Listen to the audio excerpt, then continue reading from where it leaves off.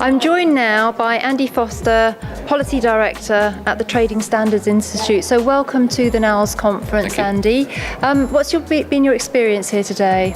Yeah, I think this afternoon's been really enlightening, because what we've started to see is talk about how psychological approaches affects consumer behaviour. And if we can understand and start to unpick some of the consumer behaviour out there, from my perspective, we can work out interventions that are going to prevent consumers getting into disputes. And from a lettings perspective, we can understand how to drive business and drive a commercial growth for agents.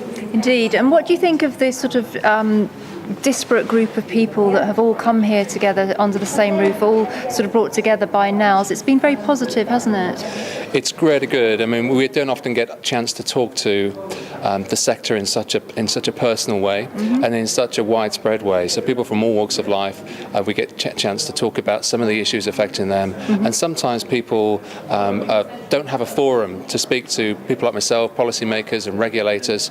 So it's really important that we have events like the NALS conference that allows us to do a freedom of expressive thought, so that we can better develop our policies and we can then bear in mind the thoughts of the business as we drive forward. Because NALS are very keen to work more closely with organisations such as yours, and I'm sure that that's a mutual thing from your point of view as well.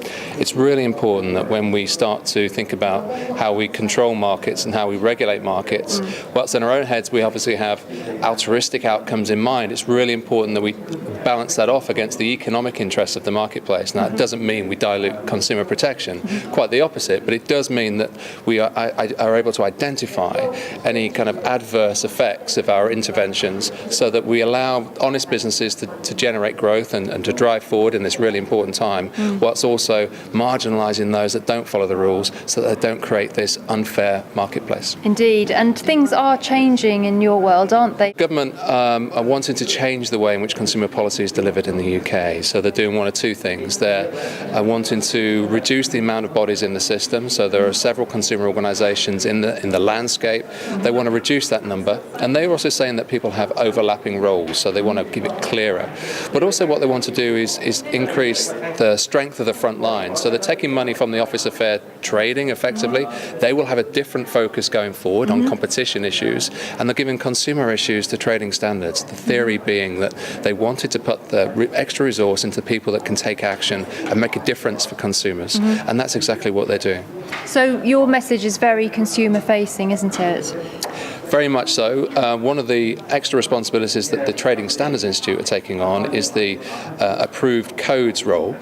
So currently the Office of Fair Trading have a power to approve certain codes, one of which is the Property Ombudsman. And we look forward to talking to the Property Ombudsman about coming across to our code, which will look quite similar, but we think will have far more reaching and will have an increased consumer recognition, which is really important, that consumers see the code approval sign and it drives them towards that particular business, those that are part of it. So it's consumer growth, it's business growth, but it's also about reducing consumer detriment, and that's really exciting. Yes, I heard that consumer detriment for the first time this afternoon in your presentation. And just to finish, really, Andy, I think everybody here shared the same goal, to raise standards and make it better for the consumer, make this industry better for the consumer. Yeah, it has got a patchy history, I think it's fair to say, and that's quite unfair on 99% of letting agents that are trying to make an honest living and trying to do right by the consumer. So it's about driving up standards, but also telling consumers about how to avoid the pitfalls in the marketplace. And we can do that through self-regulation. We don't necessarily need state regulation to achieve that.